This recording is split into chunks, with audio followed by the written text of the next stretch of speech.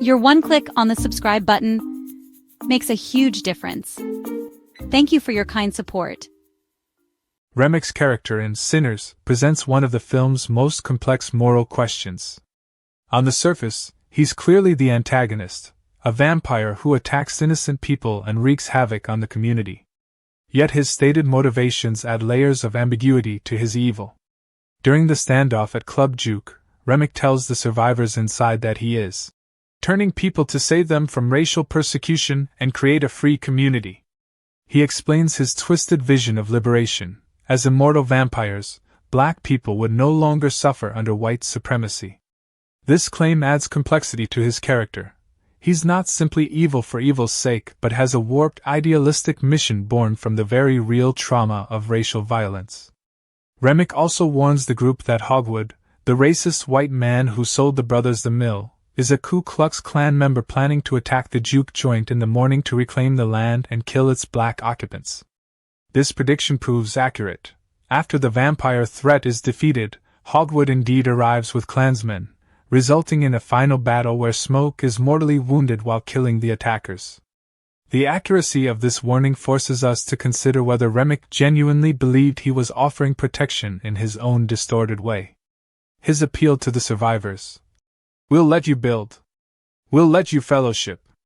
We'll live together forever," suggests he sees his vampire community as a genuine alternative to the racial violence of American society. However, the film clearly portrays Remmick's help as a corrupted path.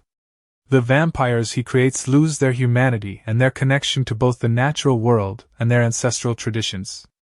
Annie, who practices traditional spiritual work, explains that vampires are particularly tragic because the soul gets stuck in the body, can't rejoin the ancestors, forced to live here with all this hate. In a cultural context where connection to ancestors is sacred, this separation represents a terrible fate. Remmick's claim to offer freedom is undermined by the reality he creates.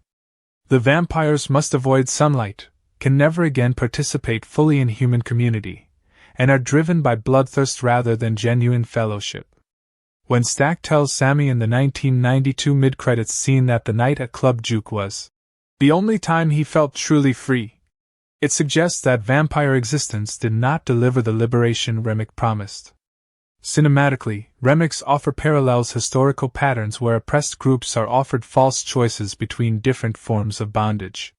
His promise of protection from white violence comes with the cost of surrendering one's humanity and becoming a monster oneself. The film suggests that true resistance doesn't come from becoming like the oppressor or embracing another form of darkness, but through community solidarity, cultural expression, and maintaining one's humanity even in inhospitable circumstances. The film's portrayal of both the vampires and the Klan as threats to the black community creates a powerful metaphor. By placing supernatural monsters and historical human monsters in the same narrative, Sinners suggests connections between mythological horror and the very real horrors of American racism. Both feed on fear and division, and both require community resistance to be defeated.